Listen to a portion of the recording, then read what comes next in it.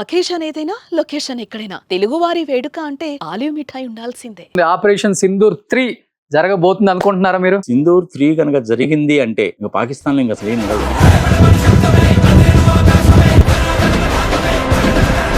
Operation 2లో నిజంగా అనుకోలేదు ఎవ్వరూ కూడా. ఆంధ్రప్రదేశ్కు చెందిన మురళీ నాయక్ అనే వ్యక్తి ఈ రోజు కాల్పుల్లో చనిపోవడం జరిగింది యుద్ధంలో. ఆ కుటుంబాన్ని చూస్తుంటే శోక సముద్రంలో మునిగిపోయారు. ఒకే ఒక్క కొడుకు.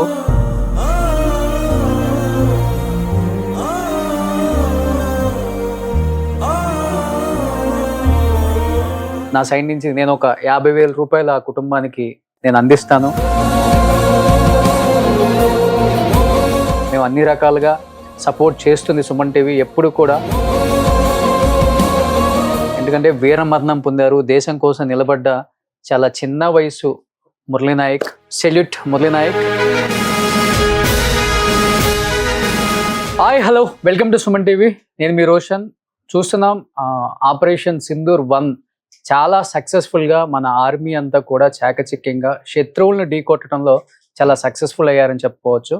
బట్ ఆపరేషన్ 2లో నిజంగా అనుకోలేదు ఎవ్వరూ కూడా. ఆంధ్రప్రదేశ్కు చెందిన సత్యసాయి జిల్లా పెనుకొండ నియోజకవర్గం కోరుట్ల మండలంలో ఒక తండాకి చెందిన మురళీ నాయక్ అనే వ్యక్తి ఈరోజు కాల్పుల్లో చనిపోవడం జరిగింది యుద్ధంలో. చాలా చిన్న వయసు, నాకు తెలిసి లాస్ట్ ఇయరే అతను ఆర్మీకి వెళ్ళారని చెప్పారు. కాబట్టి ఒకసారి మీరు చూడొచ్చు, ఇక్కడ మురళీ నాయక్ కనిపిస్తున్నారు. చాలా చిన్న ఏజ్ అబ్బాయి. నేను ఇంతకు ముందు కూడా ఆ నియోజకవర్గ ఎమ్మెల్యే సవిత గారు, ప్రస్తుతం మంత్రి టీడీపీలో, లైవ్ అక్కడి నుంచి వాళ్ళ ఇంటి దగ్గర నుంచి మాట్లాడటం జరిగింది. నేను కూడా ఆ కుటుంబాన్ని చూస్తుంటే శోక సముద్రంలో మునిగిపోయారు. ఒకే ఒక్క కొడుకు. ఆ కొడుకుని వాళ్ళు చాలా ఇష్టంగా దేశం కోసం ఈ అబ్బాయిని ఆర్మీలోకి పంపించారు. నాకు తెలిసి 26, 27 ఉంటాయి. ఫస్ట్ ఆ అబ్బాయి ఆత్మకి ప్రగాఢ సానుభూతి తెలియజేస్తూ ఒక నిమిషం మౌనం పడిద్దాం. నాగార్జున రెడ్డి గారు, please.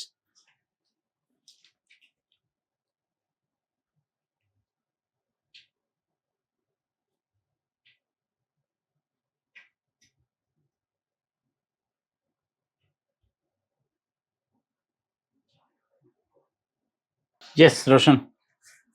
That's nice, the program after a very long time, beginning is good. జై Bharat. Jai Bharat, Jai Hind. వాళ్ళ కుటుంబ సభ్యులకి మా ప్రగాఢ సానుభూతి తెలియజేస్తున్నాము. ఆ అబ్బాయి కొత్తగా ఆర్మీలో జాయిన్ అయ్యారు కాబట్టి ఆర్మీ సైడ్ నుంచి ఏమేమి వస్తాయో మాకు తెలియదు. కాబట్టి నా సైడ్ నుంచి ఆ కుటుంబాన్ని త్వరలో కలుస్తాను. ఆల్రెడీ నేను లైవ్లో ఇంతకుముందు చూడటం జరిగింది కుటుంబ పరిస్థితిని కూడా. నా సైడ్ నుంచి నేను ఒక 50,000 రూపాయలు ఆ కుటుంబానికి నేను అందిస్తాను. ఒక 1 వీక్ 10 డేస్లో నా కుటుంబాన్ని కలిసి డెఫినెట్గా ఆ తల్లిదండ్రుల ఆర్థిక స్తోమత ఏంటో కూడా తెలుసుకునే ప్రయత్నం చేస్తాను. అండ్ వాళ్ళ సైడ్ ఏదైనా జాబ్ కావాలన్నా కానీ, తల్లిదండ్రుల్లో ఎవరైనా చదువుకున్న వాళ్ళు ఉన్నా కానీ గవర్నమెంట్ డెఫినెట్గా పట్టించుకుంటుంది. పట్టించుకోదని కాదు, ఇన్ కేస్ ఏదైనా ఉన్నా కానీ మా సైడ్ నుంచి మేము అన్ని రకాలుగా సపోర్ట్ చేస్తుంది సుమన్ టీవీ ఎప్పుడు కూడా. ఎందుకంటే వీరమరణం పొందారు, దేశం కోసం నిలబడ్డ చాలా చిన్న వయసు Murali Nayak. Salute Murali Nayak. So coming to ఏం చెప్తారు? ఆపరేషన్ 1 చాలా సక్సెస్ఫుల్ సింధూర. ఆపరేషన్ 2 చూస్తే మనం అక్కడ ఒకసారి మీరు ప్లేసెస్ కూడా చూడొచ్చు. నాగార్జున రెడ్డి గారు, మీకు పాక్ దాడి చేయబోయిన ప్రాంతాలు చూసాము, భారత్ దాడి చేసిన ప్రాంతాలు చూసాము. మీరు రెండు పక్కల చూస్తే నిన్న ఈ పఠాన్కోట్ ఎయిర్ ఫోర్స్ మీద కావచ్చు, జమ్మూ, అవంతిపుర, శ్రీనగర్, అమృత్సర్, కపుత్తల, జలంధర, చండీగఢ్, లుధియానా, పటిండా, అందపూర్, నల్ బికనీర్ పాక్ దాడి చేయబోయిన ప్రాంతాలు ఇవన్నీ కూడా S-400తో చాలా చాకచక్యంగా మన మిలిటరీ వాళ్ళు చెప్పాలంటే అవలీలగా మొత్తాన్ని కూడా తిప్పుకొట్టారని చెప్పుకోవచ్చు. అండ్ భారత్ దాడి చేసిన ప్రాంతాలలో ఆల్మోస్ట్ ఎంతోమంది, దాదాపు 102 మంది కూడా చనిపోయారు. మళ్ళీ దాడి చేసే మూమెంట్లు ఇది జరిగింది. కాబట్టి ఏం చెప్తారు? మీరు రెండు వైపులు చూస్తున్నారు.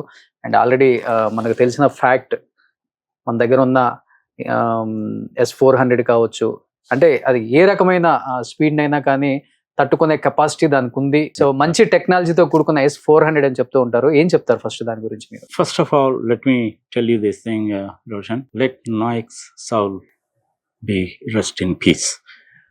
మీరు ఏ విధంగా అయితే నా వైపు నుంచి ఆర్థిక సహాయం ఇంకొకటి అన్నారో, నేను కూడా చేద్దామని అనుకుంటున్నాను. ఫస్ట్ టైం విన్న తర్వాత let me do that. Of course నేను ఇండియన్ ఆర్మీ ఫోర్సెస్కి ఎవ్రీ ఇయర్ కూడాను వాళ్ళ ఫండ్కి ఎంతో కొంత డొనేట్ చేస్తూ ఉంటాను. యునెస్కో కూడా డొనేట్ చేస్తూ ఉంటాను. Let me see this. ఇప్పుడు ఇది మ్యాప్లో కనుక చూస్తే ఇవాళ లేటెస్ట్గా జరిగినటువంటిది ఇది. అవును, కరాచీ. ఈ కరాచీలో మెయిన్గా ఏంటంటే జనావాసాలు ఉంటారు, మంచి పోర్టు కూడా ఉంది వాళ్ళకి. 50% of the imports and exports అన్ని కూడాను ఈ కరాచీ పోర్ట్ నుంచే జరుగుతాయి. ఓకే, ఇంకా ఎక్కువ కూడా జరుగుతాయి. ఓకే. దీని హిస్టరీలోకి వెళ్తే 1857లో ఇది మొదలైంది. 1857 కరాచీ పోర్ట్ ట్రస్ట్ అంటారు అనమాట. సో దీన్ని యాక్చువల్గా ముందు మనం దీన్ని అటాక్ చేద్దాం అన్నటువంటి ఉద్దేశం మనకు లేదు. సింధూర్ అనేటువంటి దాంట్లో నువ్వు ఏ రకంగా అయినా సరే నిర్వచించుకోవచ్చు దాన్ని. బొట్టు, ఆడవాళ్ళని బొట్టు తీసేశారు కాబట్టి సింధూర్ అని పెట్టారు. బాగానే ఉంది అది. అవును, ఇట్స్ గుడ్ థింగ్. అవును, అది మన హిందూ సాంప్రదాయం ప్రకారం దానికి చాలా ఇంపార్టెన్స్ ఉంటుంది. సెకండ్ థింగ్, ఇంకోటి ఏంటంటే చేసింది ఇద్దరు కూడా మహిళలు. సింధూర్, సిన్ అంటే పాపం, దూర్ అంటే దూరం చేయడం, పాపాన్ని దూరం చేయడము. ఈ రకంగా కూడా తీసుకోవచ్చు. సరే ఇట్లా చెప్పుకుంటూ పోతుంది, మరి ఎన్ని రకాలుగానే తీసుకోవచ్చు. అది సింధూర్ 1, సింధూర్ 2. సింధూర్ 1 అనేటువంటిది కూడాను వాళ్ళు ప్రొవోకేట్ చేశారు కాబట్టి మనం చేసాం. ప్రొవొకేషన్ అనేటువంటిది 22వ తారీఖు ఏప్రిల్లో జరిగింది. 26 మందిని చంపేశారు. కొంచెం మన భద్రతా లోపం కూడా ఉంది. నిష్పక్షపాతంగా మాట్లాడుకుందాం, ప్రజలకు కూడా తెలియాలి కాబట్టి. Let me accept the thing also. ఎప్పుడైనా కానీ యుద్ధతంత్రంలో ప్రధానమైనటువంటి నీతి, ప్రముఖమైన నీతి ఏంటంటే రోషన్, ప్రజలకు కూడా తెలియాలి కాబట్టి స్వాట్ అనాలిసిస్ చేసుకోవాలి. కార్పొరేట్ ఎన్విరాన్మెంట్లో చేస్తుంటారు, అదే చేస్తారు ఇక్కడ కూడా. వాడి వీక్నెసెస్ ఏంటి ముందు తెలుసుకోవాలి. వాడి వీక్నెస్ ఏంటి? పాకిస్తాన్ ఆర్మీ బతికేదంతా కూడాను పాకిస్తాన్ ప్రజలు కట్టిన ట్యాక్స్ల మీద, ప్రపంచం ఇచ్చినటువంటి అప్పుల మీద. దేనికి సపోర్ట్ చేస్తారు ఆర్మీ అనేసి అంటే మన దేశం మీద యుద్ధం చేయాలనేటువంటిది వాళ్ళకి సెకండరీ ఆస్పెక్ట్ ఏమో, కానీ ఫస్ట్ ఆస్పెక్ట్ ఏంటంటే ముందు టెర్రరిస్టులను పెంచి పోషించాలి.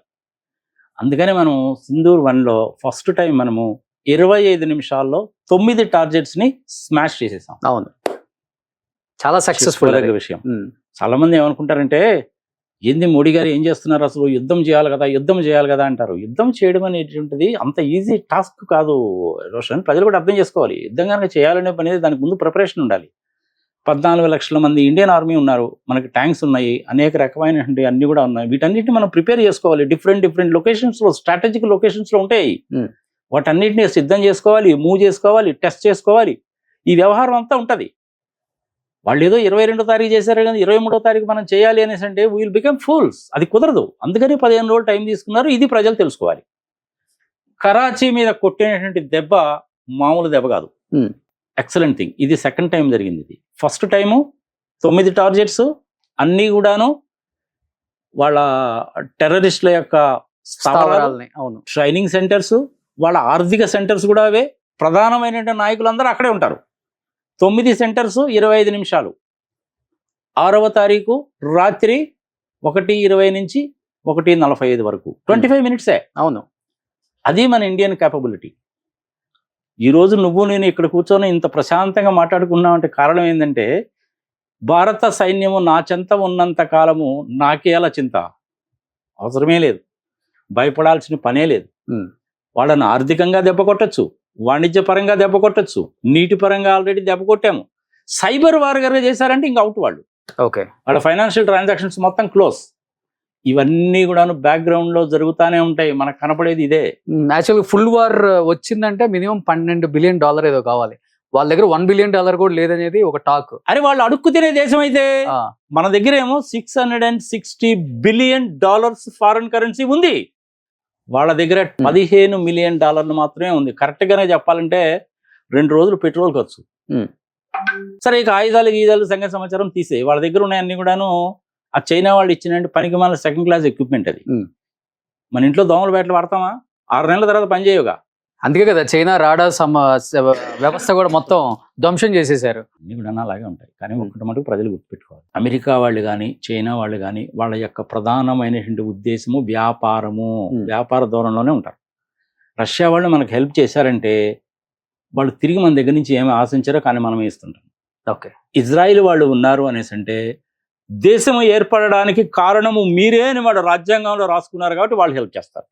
ఓకే. సైబర్ పరంగా, టెక్నాలజీ పరంగా వాళ్ళు హెల్ప్ చేస్తారు. 100% మనస్ఫూర్తిగా హెల్ప్ చేస్తారు. రష్యా వాళ్ళు కూడా అలాగే హెల్ప్ చేస్తారు. కానీ అమెరికా వాళ్ళు, చైనా వాళ్ళు వ్యాపార ధోరణితోటి మాత్రమే ప్రవర్తిస్తారు కానీ ఏది చేయరు. ఓకే. ఇప్పుడు జరిగినటువంటి ఇది పాకిస్తాన్ ప్రజల మీద కాదు, పాకిస్తాన్ ఆర్మీ స్థావరాల మీద కూడా కాదు. కొంతవరకు చెప్పాలంటే ఫస్ట్ టైం చేసింది ఆర్మీ స్థావరాల మీద కాదు, టెర్రరిస్ట్ క్యాంప్స్ మీద మాత్రమే. ఇప్పుడు వాళ్ళు మనల్ని మళ్ళీ ప్రొవోకేట్ చేశారు కాబట్టి వాళ్ళు మన ఆర్మీ స్థావరాల మీద, మన ప్రధానమైనటువంటి నగరాల మీద టార్గెట్ చేయాలి అని చెప్పి మొదలు పెట్టారు కాబట్టి మనకు చేయక తప్పదు. అవును. ఇది ప్రొవకేషన్ అనమాట. ఇది యాక్చువల్గా వార్ అంటే ఏంటంటే మనము వార్ అని చెప్పి మనం డిక్లేర్ చేయాలి. అవును. యునైటెడ్ నేషన్స్ వాళ్ళు ఫ్రేమ్ చేసినటువంటి దాని ప్రకారము ప్రజలకు కూడా తెలియాలి కాబట్టి ఓకే. వార్ చేస్తున్నాం అని చెప్పి మనం డిక్లేర్ చేయాలన్నమాట. ఇప్పటివరకు మనం డిక్లేర్ చేయాల. వాళ్ళు చేసేటువంటి కార్యక్రమాలు చూసి మనం రిటాలియేట్ చేస్తున్నాం కానీ వారికి దిగల ఇంకా మనం. అంటే ఒకటి నాగార్జున రెడ్డి గారు, ఇక్కడ చూస్తే మనకి మిలిటరీ మీరు అన్నట్లుగానే 14.5 లక్షల మంది ఉన్నారు మనకి. వాళ్ళైతే ఉన్న మిలిటరీ వాళ్ళే వద్దు మాకు ఈ మిలిటరీ అని చెప్పేసి వెళ్ళిపోవడం కూడా మనం చూసాం. ఇంకొకటి చూస్తే మన దగ్గర ఉన్న అత్యాధునిక టెక్నాలజీ, ఏదైనా మన దగ్గర ఉన్న టెక్నాలజీ వాళ్ళ దగ్గర లేదు, మన దగ్గర ఉన్నంత ఎక్విప్మెంట్ కూడా వాళ్ళ దగ్గర లేదు. అయినప్పటికీ ఫస్ట్ వార్ జరుగుతుంది, జరగాలి, ప్రాణ నష్టం జరుగుతుంది, నీళ్ళు ఇవ్వకపోతే ప్రాణాలు తీస్తాం, రకరకాల డైలాగ్స్ చేశారు. అంటే వాళ్ళ దగ్గర ఎక్విప్మెంట్ లేదు, అండ్ చూస్తే మ్యాన్ పవర్ లేదు, మిలిటరీ మ్యాన్ పవర్ కూడా లేదు, ఏమీ లేదు. అయినా కానీ మన మీద కావాలని బురద జల్లాలనే చూశారు, రెచ్చగొట్టాలనే చూశారు. ఎలా చూడొచ్చు? అంటే ఇది ఏ ధోరణితో వాళ్ళు అలా రెచ్చగొట్టారు అంటారు? Empty parts makes more noise, as simple as that. Okay. అంతకంటే ఏం లేదు. ప్రజలకి ఏదో చెప్పాలి అని ప్రజల్లోనే వ్యతిరేకత వచ్చింది. ఒకవైపు ప్రజల్లో వ్యతిరేకత వచ్చింది, ఇంకొక వైపు ఏమో బెలూచిస్తాన్ లో వ్యతిరేకత వచ్చింది. ఆల్రెడీ వాళ్ళు జెండా ఎగరేసేసారు. వాళ్ళు ఏం చేయగలుగుతారు చెప్పు? వాళ్ళు చేయలేరు. ఏదో ప్రజలను మభ్యపెట్టడానికి చేస్తూ ఉంటారు. మా దగ్గర 130 అణుబాంబులు ఉన్నాయి సంఘ సంవత్సరం అని. ఆ అణుబాంబులు అనేటువంటి దాంట్లో వాళ్ళు యురేనియం 235 వాడారా, యురేనియం 238 వాడారా, అది పొలోనియమా, ప్లూటోనియమా, థోరియమా వాళ్ళకే తెలియదు. దాన్ని ఇగ్నిషన్ చేయడం అనేటువంటిది కూడా వాళ్ళకి తెలియదు. ఏదో ఉన్నాయని చెప్పి బెదిరిస్తూ ఉంటారు. ఒక రకంగా చెప్పాలంటే పారుతుంది అంటారు. ఎన్ని కుదిరే పనులా చెప్పు. ఒక వారం రోజుల నుంచి మీ టీవీ ఛానల్ కాకుండా వేరే టీవీ ఛానల్స్ లో నేను సొంతంగా చేసిన దాంట్లో కూడా ఇదే చెప్తున్నాను. యుద్ధం కనుక చేస్తే వాళ్ళకు 100 రూపాయలు నష్టం జరిగితే మనకు 10 రూపాయలు మాత్రమే జరుగుతుంది. నష్టం అనేటువంటిది ఎంతో కొంత జరుగుతుంది. యుద్ధము చేయాలి అనేటువంటి ఇంటెన్షన్ మనకు లేదు, పాకిస్తాన్ లో ఉండే ప్రజలకు కూడా లేదు. ఓకే. ఇది ఉన్నది ఎవరికై అంటే రాజకీయ నాయకులు వాళ్ళ స్థిరత్వం కోసం, మిలిటరీ వాళ్ళు ఆ మునీర్ గాడి మూలకంగా. I'm sorry to use the word గాడ్ అని అనక తప్ప. అసలు ఒకళ్ళు చేసే ఉద్దేశమే ఉంటే సార్, పాకిస్తాన్ని కాపాడాల్సిన ప్రధానే శుభ్రంగా ఇల్లు వదిలిపెట్టేసి బంకర్లోకి వెళ్ళిపోయారు, సేఫ్ ప్లేస్కి వెళ్ళిపోయారు. పాకిస్తాన్ ప్రజలేం కాదు అసలు. ఇప్పుడు బంకర్లోకి వెళ్ళిపోయాడు. అంతకుముందు ఈ పాకిస్తాన్ ఆర్మీ వాళ్ళు ఆయన తీసుకెళ్లి హాస్పిటల్లో చేర్పించారు. ఇప్పుడు బంకర్లోకి వెళ్ళిపోయారు. ఈ పాకిస్తాన్ ఆర్మీలో మేజర్ పొజిషన్స్ లో ఉండే వాళ్ళందరూ ఏం చేస్తారంటే హెవీగా కరప్షన్ చేసి నాట్ లెస్ దాన్ 500 crores సంపాదించుకొని దుబాయ్ కానీ ఇంగ్లాండ్ కానీ వెళ్ళి సెటిల్ అయిపోతారు. ప్రీవియస్ ప్రధానులు కూడా అదే చేశారు. అందరూ అంతే. వాడు ముషారఫ్ కానీ ఇంకొకరు కానీ అందరూ ఇలాగే చేస్తారు. హెవీ కరప్షన్ ఉంటుంది. వాళ్ళు చవైతే వాళ్ళు వస్తారు, మనకి ఎందుకు వచ్చింది కదా. ఓకే. ఇప్పుడు ఈ ప్లేసెస్ అన్ని చూపిస్తున్నావు కదా నువ్వు. అవును. ఈ ప్లేసెస్ ని చూపించి ఎక్కడెక్కడ చేసామో ఏమిటి సంఘ సంవత్సరం అనేది ప్రజలందరికీ చూపించారు. ఓకే. మనము ఎస్కలేట్ చేయలేదు. Point number 1. వాళ్లే కయ్యానికి కాలు దువ్వారు కాబట్టి మనం రిటాలియేట్ చేయక తప్పదు. ఈ రిటాలియేషన్ చేయడానికి కోసం అని చెప్పి ఎప్పుడు ఏం జరుగుతుందో తెలియదు కాబట్టి, ఇన్ఫర్మేషన్ ఉంది కాబట్టి, ఇటు సోవియట్ రష్యా వాళ్ళు కానీ మన శాటిలైట్స్ కానీ, అంటే ఏది మన ఇస్రో వాళ్ళు లాంచ్ చేసిన శాటిలైట్స్ కానీ, డిఆర్డిఎల్ కానీ, డిఎల్ఆర్ఎల్ కానీ, అదేవిధంగా మసూద్ సంస్థ ఇజ్రాయెల్ వాళ్ళది ఇచ్చిన సమాచారాన్ని మొత్తాన్ని కూడా క్రోడీకరించుకొని ఒక డెసిషన్కి రావడానికి 15 రోజులు పట్టింది. అంత మాత్రాన మోడీ ఏమీ చేయడం లేదు, ఏం చేస్తున్నాడో దయచేసి తిట్టబాకండి. ఇలాంటి సమయంలో అందరము ఏకము కావాల్సినదే. Patience is more important. కానీ ఎన్నాళ్ళను ఊరుకోవాలి? మంచి ఆపర్చునిటీ రోషన్ ఇది. ఈ ఆపర్చునిటీ కనుక పోయిందంటే మళ్ళీ మనకు రాదు.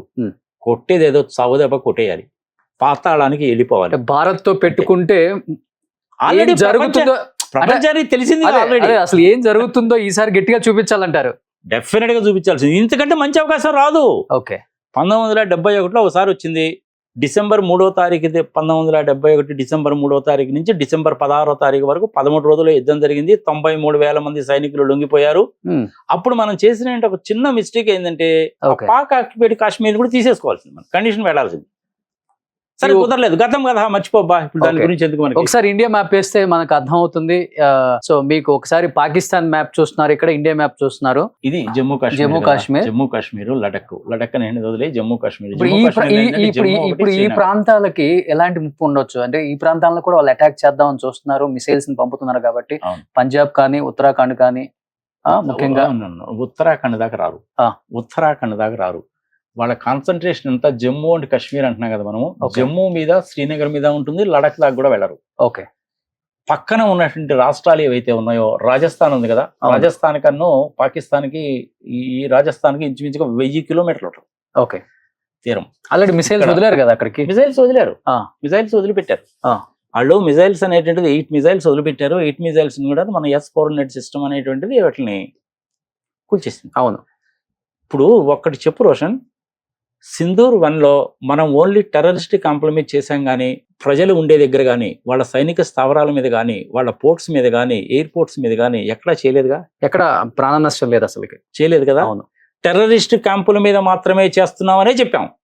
అలాంటప్పుడు వాడు దానికి రిటాలియేషన్ అంటే, మన దగ్గర టెర్రరిస్ట్ క్యాంపు లేవు కాబట్టి చేయలేడు. ఓకే. మరి ఇంకప్పుడు దేని మీద చేయాలి? Hmm. ప్రజావాసాల మీదన్నా, మన మిలిటరీ వాళ్ళ మీదన్నా చేయాలి. ఓకే. ప్రజల మీద చేసిన, మిలిటరీ క్యాంప్స్ మీద చేసిన, అది వార్ అవుతుంది. ఓకే. ఏ వార్ అనేటువంటిది ఏంటంటే, మనము యునైటెడ్ నేషన్స్ లో ఉండేటువంటి రెగ్యులేషన్స్ ప్రకారము డిక్లేర్ చేయాలి. మనం డిక్లేర్ చేయాల. మరి దాన్ని deemed to be a war అనేటువంటిది లీగల్ గా వాడతారు. ఇలాంటి పదాలు మన నోటికి వచ్చినాయి కదా అని 4 ఇంగ్లీష్ ముక్కలు మన ఇష్టం వచ్చినప్పుడు వాడడానికి వీల్లేదు. ఓకే. ఇది ఫుల్ స్కేల్ వార్ కాదు. But ఫుల్ ఇది- స్కేల్ వార్ అంటే డిక్లేర్ చేయాలి. ఓకే. ఒకసారి ఇండియా మ్యాప్ వేస్తే, సో మీరు అన్నారు ఇక్కడ 800-900 కిలోమీటర్లో ఇది ఉన్న ఈ రాజస్థాన్. ప్రాంతాలకే ఎటువంటి ముప్పు ఉండదు అని చెప్తున్నారు. కానీ ఒక పక్కన చూసుకుంటే మనకి మీడియాలో హల్చల్ అవుతుంది, 2 తెలుగు రాష్ట్రాలకు భారీ నష్టం అని చెప్పేసి రకరకాలుగా భయపిస్తున్నారు, భయభ్రాంతులను చేస్తున్నారు. చెప్పాలంటే అసలు ఈ ఆంధ్రప్రదేశ్ తెలంగాణ పరిస్థితి అంటే ఏమని చెప్తారు? మనకి హైదరాబాద్ లో BHEL కానీ, HAL కానీ, IDPL కానీ, DRDL కానీ, DLRL కానీ, భారత్ డైనమిక్స్ లిమిటెడ్ కానీ, ఇవన్నీ కూడా మనం ఇంత దూరం తెచ్చి ఎందుకు పెట్టుకున్నాం? వాడికి అంత సీన్ లేదు కాబట్టి. ఓకే. ఇంచుమించుగా 1700 కిలోమీటర్ల దూరం ఉంటది. వాళ్ళ దగ్గర ఉండే మిజైల్స్ ఇవి కూడాను 300 కిలోమీటర్ల కంటే పోవు. ఏడదాకా ఏడవుతాడు. అందుకని ఆంధ్రప్రదేశ్ లో, తెలంగాణలో ఏదో జరిగిపోతుందని కంగారు పడాల్సిన పని లేదు. కానీ తెలంగాణ ఏరియాలో కొంచెం కంగారు ఎందుకు పడతారు అనేసి అంటే, పాకిస్తాన్ నుంచి వచ్చి వీసా అయిపోయిన తర్వాత కూడా ఉంటున్న వాళ్ళు ఉన్నారు, స్లీపర్ సెల్స్ ఉన్నారు. అవును. బర్మా నుంచి అస్సాం వచ్చి, అస్సాం నుంచి బెంగాల్ వచ్చి, బెంగాల్ నుంచి హైదరాబాద్ ఓల్డ్ సిటీలో ఉన్నటువంటి రోహింగ్యీలు కూడా ఉన్నారు. ఓకే. అందుకని మనం అలర్ట్ గా ఉండాలంటాం. ఓకే. గతంలో కూడా జరిగింది కాబట్టి. ఆర్మీ వాళ్ళు ఇక్కడ దాకా వచ్చి చేసేంత సీన్ ఉండదు. ఓకే.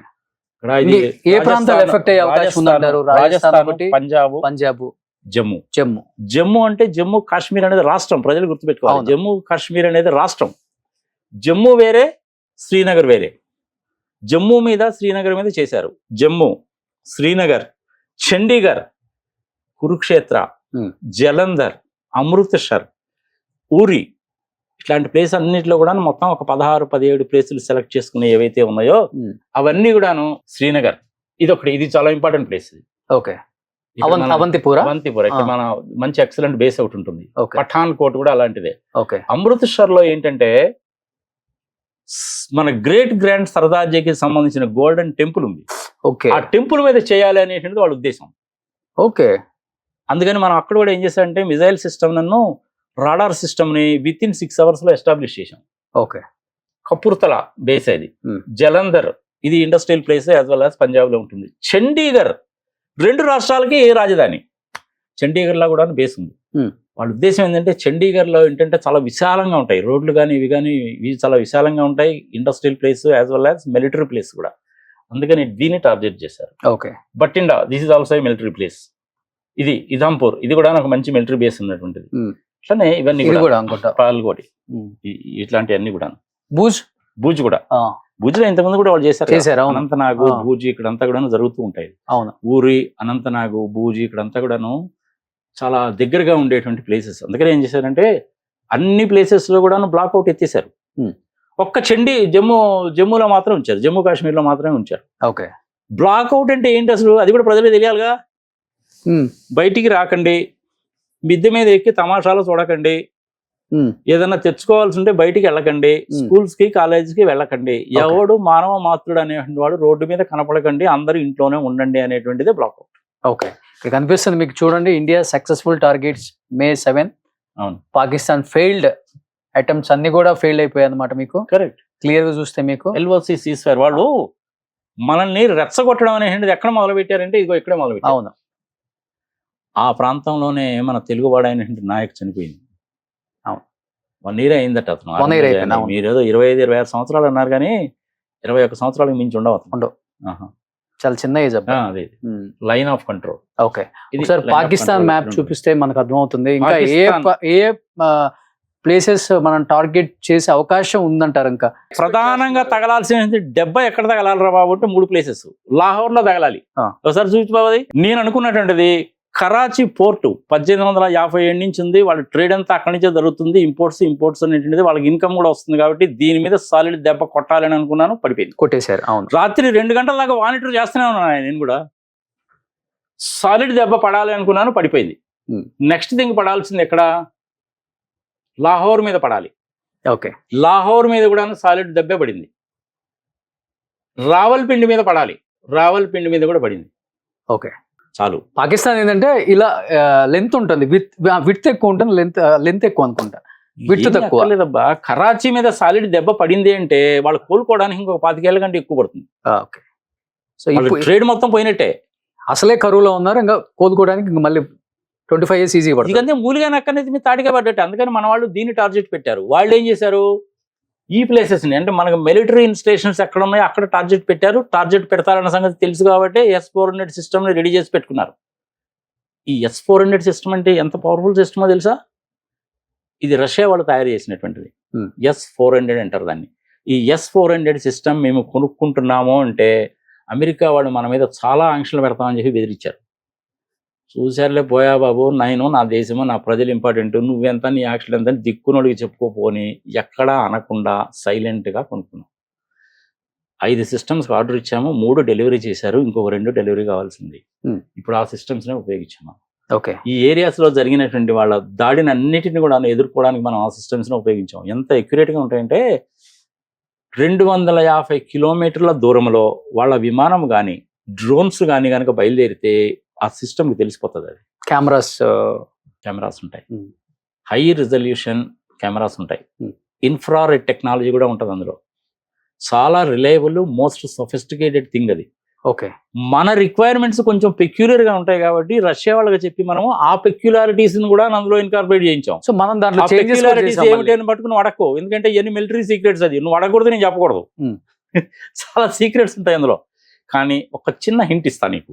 సింధూర్ 1 జరిగింది కదా మనకి. సింధూర్ 1 జరిగినప్పుడు ఆ మిజైల్ వెళ్ళి ఎక్కడైతే హిట్ చేసిందో దాని ఫోటోగ్రాఫ్లు కూడా వచ్చాయి మనకి, చూసాం కదా. అవును, అదేంటంటే ఆ మిజైల్ కి అదిగో S-400 ఆ మిజైల్ కి మనం లాంచ్ చేసినటువంటి దానికి ఏం చేశారంటే ఓకే హైలీ ప్రెసిషన్ అనమాట. అది point point, dot to dot అంటారు చూసా, అలా కొట్టాం. అవును, ఆ కొట్టడంలో ఏంటంటే అది కరెక్ట్ గా వెళ్ళే మిజైల్ తగిలినప్పుడు దానికి అటాచ్ చేసినటువంటి హై రిజల్యూషన్ కెమెరా డిటాచ్ అయిపోతుంది. ఓకే, ఆ డిటాచ్ అయిపోతుంది. ఇది వెళ్ళి దాన్ని కొట్టింది. ఆ ప్రదేశం మొత్తం కూడాను ఎలా జరిగింది అనేటువంటిది ఈ కెమెరా క్యాప్చర్ చేసి మనకు పంపిస్తుంది. అందుకని అంత పర్ఫెక్ట్ పిక్చర్స్ వచ్చినాయి మనకి. ఓకే, అది మనము DLRL, DRDL మనం తయారు చేసుకున్నాయి with the help of ISRO, with the help of other organisations. ఇవన్నీ కూడాను మిలిటరీ సీక్రెట్స్ అబ్బా, మనకి చెప్పకూడదు. S-400 అనేటువంటి it is an excellent system.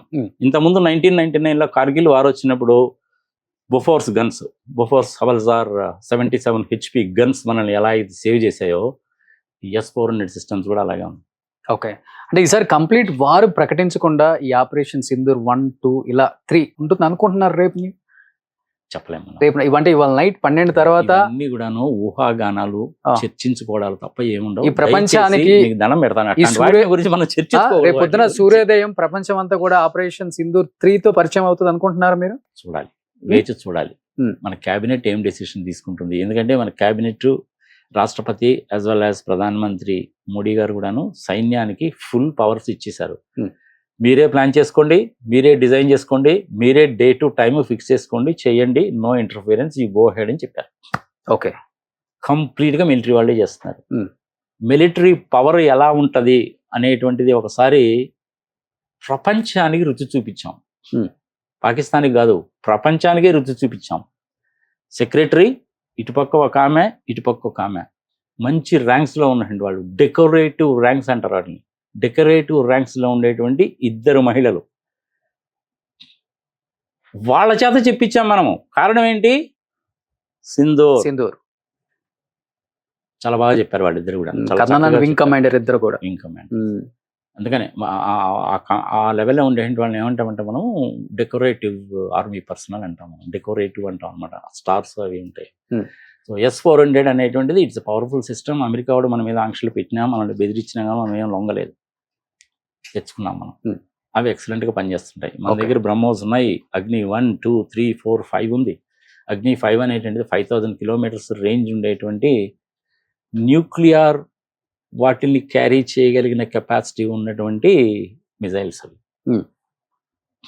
అవి ఎక్కడెక్కడ పెట్టారు ఏమిటి సంగతి సమాచారం అనేది నీకు నాకు అనవసరం. స్ట్రాటజిక్ ప్లేసెస్లోనే పెట్టుంటారు. అవి ఎన్ని ఉన్నాయే నీకు నాకు అనవసరం. చెప్పాను కదా నేను, భారత సైన్యము నా చెంత ఉన్నంత కాలము నాకేలా చింత, ఇంతే. వాటిని గురించి మనం ఆలోచించాల్సిన పనే లేదు. అంటే ఈ ఆపరేషన్ సింధూర్ 1, 2తో ఇంత ప్రాణ నష్టం జరిగినా, ఇన్ని ప్లేసెస్ ని మనం అటాక్ చేసినా కానీ తగ్గేదే లేదని ఎదురు కాల్పులు అండ్ మళ్ళీ మిసైల్స్ పంపటం కంటిన్యూగా చేస్తూనే ఉంది కదా. పాకిస్తాన్ ఉద్దేశం ఏంటంటారు అసలు? మంచిదే కదా, చేసి చేసి చేసి చేసి ఎగ్జాస్ట్ అయిపోవాలి వాడు. ఇప్పుడు వాడి దగ్గర కూడా వాడి దగ్గర 500 వెళ్ళిపోయారు, మన దగ్గర 1000 ఉన్నాయి. వాడి దగ్గర 500 ఉన్నాయి, మన దగ్గర 1000 ఉన్నాయి అనుకుందాం. ఆ 500కి 500 డీటీగా సరిపోయినా కానీ మన దగ్గర ఇంకా బ్యాలెన్స్ 500 ఉందిగా. మరి వాడి దగ్గర ఉన్నది 0గా. ఏం చేస్తాడు అప్పుడు? పోనీ ప్రపంచంలో ఎవడన్నా వచ్చి వాడికి సహాయం చేస్తాడా? చెయ్యడు. చైనా వాడికి ఏంటి? వ్యాపార ధోరణి. రోడ్డు వేయాలి, టోల్ కలెక్ట్ చేయాలి, డ్యాము కట్టాలి, నీటి తెరువు వసూలు చేయాలి, ఎయిర్పోర్ట్ కట్టాలి, landing charges, take off charges వసూలు చేసుకోవాలి, పోర్ట్ కట్టాలి, లోడింగ్ ఛార్జెస్, అన్లోడింగ్ ఛార్జెస్ వసూలు చేయాలి. వాడిది వ్యాపార ధోరణి. ఓకే. చైనా వాడి ఉద్దేశం ఏందా బాబు అంటే వీడికి ఆయుధాలు సప్లై చేసి వ్యాపారం చేయాలి. ఆ ఆయుధాలన్నీ కూడా ఎంత రిలయబుల్ అనేసి అంటే మనకు ఆల్రెడీ తెలిసింది. మన ఇంట్లో దోమల వేట 6 నెలల కంటే ఎక్కువ పనిచేయదు చైనాది. ఇంకా వాళ్ళ విమానాలు కూడా అలాగే పనిచేస్తాయి. ఇప్పుడు ఏంది F-16 ఉన్నాయి మా దగ్గర అని విర్రవీగుతారు. ఆ F-16కి సంబంధించిన పాస్వర్డ్ ట్రంప్ గారి దగ్గర ఉంటుంది. ఇది సీక్రెట్. ఇది ఇంకా నువ్వు ఇంత దూరం వచ్చింది కాబట్టి చెప్తున్నాను నేను. వాళ్ళు పాస్వర్డ్స్ వాళ్ళ దగ్గర పెట్టుకుంటారు. ఎందుకంటే వీడు ఎవడి మీద పోతాడో, ఎప్పుడు పోతాడో, ఏం చేస్తాడో. నేను అమ్ముతా, నువ్వు డబ్బులు నా దగ్గర కొనుక్కో, కానీ కంట్రోల్ మొత్తం నా దగ్గర ఉంటుంది. ఓకే, అదే వ్యాపార నైజం అంటే. ఓకే, F-35 ఆఫర్ చేశారా మనకి? మనం ఏ సంగతి చెప్పలేదా? టెక్నాలజీ ట్రాన్స్ఫర్ చేయమన్నా మనం చేయలేదు. వాడు టెక్నాలజీ ట్రాన్స్ఫర్ చేయడం అంటే ఏంది? డిజైన్స్, డ్రాయింగ్స్ మొత్తం మనకి ఇవ్వాలి. మన దేశంలో తయారు చేసుకుంటే మనం స్పేర్ పార్ట్స్ తయారు చేసుకుంటాం, కానీ వాళ్ళకి స్పేర్ పార్ట్స్ చేసుకున్న పని ఏం. ఇప్పుడు F-16 ఎప్పుడో తెచ్చుకున్నారు వాళ్ళు. దానికి సంబంధించిన పాస్వర్డ్ అనేది ట్రంప్ గారి దగ్గర ఉంటుంది. వాడు ఆ పాస్వర్డ్ని ఆన్ చేస్తే కానీ వీడి చక్రం కూడా కదలదు. ఏం చేసుకుంటాడు వాడు? ఇచ్చే ఉద్దేశం ఉంటుందా ట్రంప్ ఏమన్నా? ఇవ్వడు. America full support. భారత్ వాళ్ళు ఏంటంటే అమెరికా వాళ్ళు ఎప్పుడు కూడా వ్యాపార ధోరణితోటే ఉంటారు. నాకెంత అంటాడు, డబ్బులు ఇచ్చి కొనిచ్చుకున్నాడు. పాకిస్తాన్ వాళ్ళకి పాస్వర్డ్ వీడైతే మనకెందుకు ఇస్తాడు వాడు? F-13లో మనకు వచ్చిన ప్రాబ్లం అదే. ఎప్పుడో అంతకుముందు పోయినప్పుడే GE వాళ్ళది 404 ఇంజిన్ ఇస్తానని ఒప్పందం చేసుకున్నావు. నువ్వు ఈ రోజు వరకు నువ్వు ఇవ్వలేదే. నిన్ను ఎట్ట నమ్ముతా నేను? సో లాస్ట్ అండ్ ఫైనల్ గా చెప్పండి, ఇప్పుడు POKని కొత్తగా ఏమన్నా ఆక్రమించుకుంటే భారతదేశం మ్యాప్ మారబోతుంది అనుకుంటే దానివల్ల ఒరిగేది ఏమన్నా ఉంటుంది అంటారా భారత్ కి? కొత్త సమస్యలు కొని తెచ్చుకున్నట్టు. దాని మూలకంగానే ఇన్నాళ్ళ నుంచి మనకి ప్రాబ్లం. POKలో ఎవరున్నారు అసలు? POKలో ఉండేటువంటిది కూడా ప్రజలే. Point number 1. వాళ్ళకి సంబంధించిన కొన్ని ఉగ్రవాద స్థావరాలని POKలో నెలకొల్పారు. వాటిని లేపేశాం.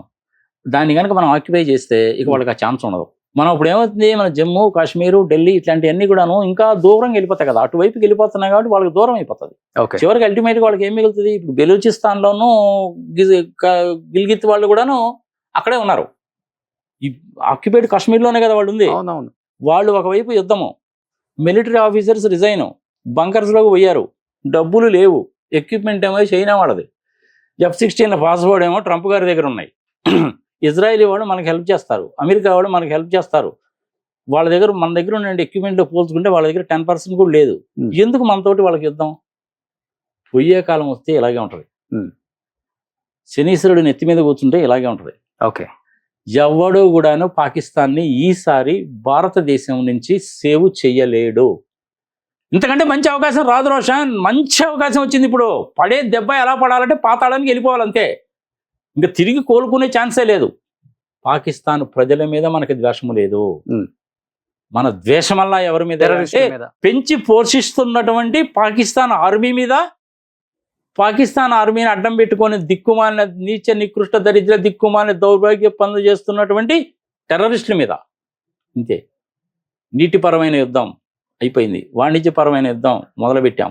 డిప్లొమాటిక్ థింగ్స్ సంఘ సంవత్సరం ఎన్ని జరుగుతుంటాయి. ప్రపంచంలో ఉండేటువంటి వాళ్ళందరూ నేను నీకు డెఫినెట్గా నీ వెంట వస్తాను అని చెప్పేటువంటి వాళ్ళు చాలా తక్కువ ఉంటారు. ఓకే. ఎస్పెషల్లీ యూరోపియన్స్ ఒకళ్ళు, Americans, Japanese, Australians, Singapore, Malaysia, Finland, France, Sweden, Germany, France వీళ్ళందరూ కూడా చూస్తూ ఉంటారు అన్నమాట. మేము భారత్కి సపోర్ట్ చేస్తున్నామని వీళ్ళు ఎవరు చెప్పరు. కారణం ఏంటంటే వ్యాపారం. మనకెందుకు వచ్చిన బాధ, వాళ్ళు కొట్టుకుంటారులే అంటారు. ఇంత చెడు జరుగుతుంది కదా. అమెరికా వాళ్ళు స్టేట్మెంట్ ఇచ్చారు, రష్యా వాళ్ళు స్టేట్మెంట్ ఇచ్చారు, ఇజ్రాయిల్ వాళ్ళు చెప్పారు. ఎవడు చెప్పినా కానీ నువ్వు తగ్గు అంటావు. కానీ ఈ మాదర్ చేతి పనులు చేసిన పాకిస్తాన్ తగ్గమని ఎందుకంటారు వీళ్ళు? ఏమనుకోవాలి వాళ్ళు అన్నప్పుడు? ఎట్ట నమ్ముతావు నువ్వు అసలు వీళ్ళని? వాళ్ళ అహంకారపూరితమైన స్టేట్మెంట్స్, అంతకుమించి ఏం లేదు. వాళ్ళు చెప్పినా వినరు. చెప్పినా వినకపోతే ఒకటికి 10 సార్లు చెప్పాయా? నువ్వు చేస్తే కరెక్ట్, నీ చేస్తే తప్ప? బిన్ లాడెన్ నీ టవర్స్ను కూలగొట్టిన తర్వాత 23 సంవత్సరాల తర్వాత కదా, ఒబామా ఉన్నప్పుడు కదా నువ్వు వాడిని పట్టుకుపోయావు. వాళ్ళ భూభాగంలో చొరబడి వాడిని చంపి తీసుకెళ్ళి ఎక్కడ సముద్రంలో పారేసావు. నువ్వు ఆ పని చేసినప్పుడు ఇవాళ నేనెందుకు చేయకూడదు ఆ పని? ఎంతకాలం అని ఊరుకుంటావు? చేయి, బంద్ చేసేయి, మొత్తం ట్రేడ్ బంద్ చేసాయి, సాఫ్ట్వేర్ తయారు చేయి. మన దగ్గర టీసీఎస్ వాళ్ళు ఉన్నారు, సత్యం వాళ్ళు ఉన్నారు, విప్రో వాళ్ళు ఉన్నారు, బ్రహ్మాండమైన మేధావులు ఉన్నారు. చక్కటి సాఫ్ట్వేర్ కనుక తయారు చేసి వాళ్ళ దాంట్లో కనుక వదిలి కనుక పెట్టామంటే మనం యుద్ధం చేయాల్సిన పనే ఉండదు. ఓకే. వాళ్ళ రాడార్స్ అన్ని జామ్, బ్యాంకింగ్ సిస్టమ్ మొత్తం జామ్, ఫైనాన్షియల్ సిస్టమ్స్ మొత్తం జామ్ అయిపోతాయి. చేయలేమా మనం ఆ పని? చేయొచ్చు. మరి చేస్తున్నారా లేదా నీకేమో తెలుసా? చేయగలరు అనుకుంటున్నాం ఈసారి మనం. మీరు అన్నట్లుగానే ఏ పని ఆ పని జరుగుతూనే ఉంటది. మిలిటరీ వాళ్ళు వాళ్ళ పని చేస్తుంటారు, రాజకీయ నాయకులు వాళ్ళ పని చేస్తుంటారు, సాఫ్ట్వేర్ డెవలప్ చేసేవాళ్ళు వాళ్ళ పని చేస్తుంటారు, డిప్లొమసీ చేసే వాళ్ళు వాళ్ళ పని వాళ్ళు చేస్తుంటారు. ఇవన్నీ కూడా 360 డిగ్రీల యాంగిల్స్ లో ఉంటాయి. నీకు తెలిసిందల్లా ఏందా అంటే అక్కడికి వెళ్ళి తుపాకులు వేసుకొని పేల్చడమనే. తుపాకులు వేసుకొని పేల్చాల్సిన పనే ఉందా? నిజంగా లేదు. వాడు ప్రొవోకేట్ చేశాడు కాబట్టి మనం చేయాల్సి వస్తుంది. 25 నిమిషాల్లో 9 ప్లేసెస్లో కొట్టావు సావు దెబ్బ. ప్రపంచానికి కూడా తెలిసి వచ్చింది. అయినా కానీ బుద్ధి రాకుండా మళ్ళీ దిగాడు. ఈసారి దెబ్బ అనేది కొంచెం గట్టిగానే పడుతుంది. ఫుల్ స్కేల్ వార్ అనేది నువ్వు కనుక డిక్లేర్ చేసావు అంటే 36 అవర్స్ నుంచి 72 అవర్స్ లోపల పాకిస్తాన్ మొత్తం నాశనమే. వాడు అంటున్నాడు నా దగ్గర న్యూక్లియర్ మిజైల్స్ ఉన్నాయండి. ఈ పాడే పచ్చిమతిలో పిండాకు న్యూక్లియర్ మిజైల్స్ S-400 సిస్టమ్ కదా, దేనికి పనికిరావు.